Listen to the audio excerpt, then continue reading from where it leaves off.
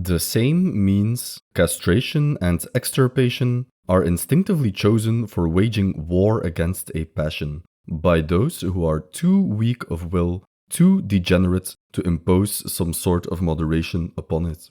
In the previous part of this series on Nietzsche's Twilight of the Idols, we looked at the concept of degeneracy or decadence, and what that means on a metaphysical level.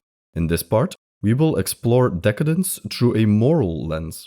We will look at a tiny little chapter in Twilight of the Idols entitled Morality as Anti-Nature. There are more parts coming out.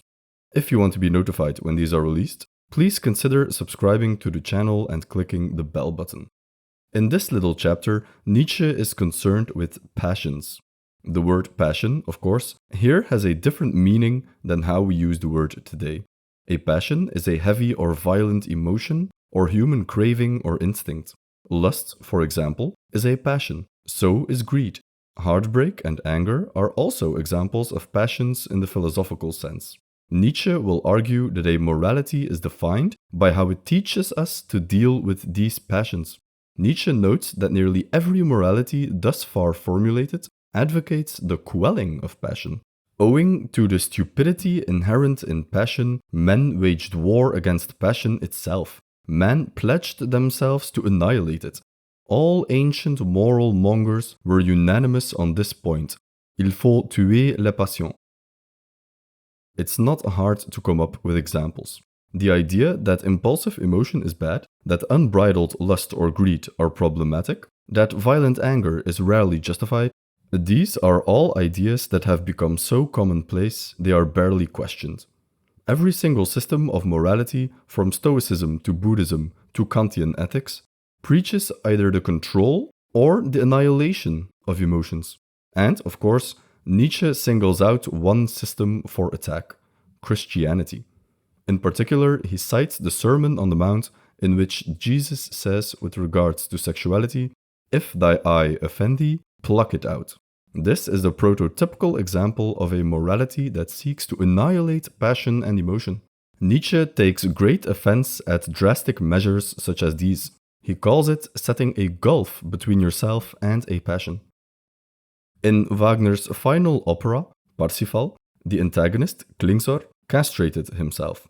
He did so because he sought to join the Knights of the Holy Grail, a holy order of knights which requires total chastity from its members. However, Klingsor found himself too weak to resist. Abstaining from sex was simply too hard for him. So what was his solution? He mutilated himself in an attempt to destroy his desire for physical intimacy. Klingsor is the quintessential example of the kind of gulf Nietzsche is talking about. However, he then asks the reader what kind of man needs to put a gulf between his passions and himself. Only degenerates find radical methods indispensable. Weakness of will, or more strictly speaking, the inability not to react to a stimulus, is in itself simply another form of degeneracy. Nietzsche criticizes people like Klingsor for being weak-willed. A true test of the will is to undergo the stimulus and then choose not to react to it. Instead, what people like Klingsor do is remove the stimulus altogether. What Klingsor should have done is live with his desires and seek to control and overcome them. But he was too weak for this, and he took to drastic measures instead.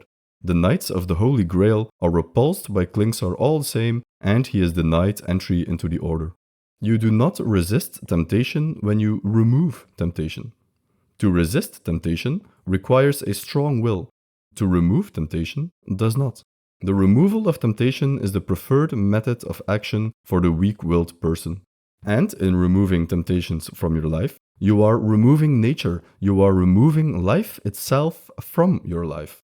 The monk who lives in a monastery has removed all temptations from his life, and in doing so, he has also eliminated life itself. The monastery is a sterile, empty, dead, boring environment. Of course, it's easy to behave and resist temptations in such an environment. Only a degenerate, someone who is too weak to handle life with all its passions and riches and ups and downs, would espouse a system of morality like this. This is decadence in morality, a radical saying no to life. In Nietzsche's philosophy of the future, we should aspire to say yes to life instead. We others, we immoralists, on the contrary, have opened our hearts wide to all kinds of comprehension, understanding, and approbation. We do not deny readily. We glory in saying yes to things. In the next part of this series, we will go over a collection of arguments Nietzsche makes throughout Twilight of the Idols, and will try to see the common thread that runs through all these different assertions and ties everything together.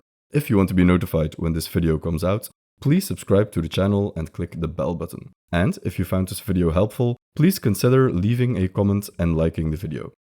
If you want more Nietzsche, we have done a video on how the real world became a myth, which is a chapter, or rather a paragraph from Twilight of the Idols, and also on Nietzsche's Beyond Good and Evil.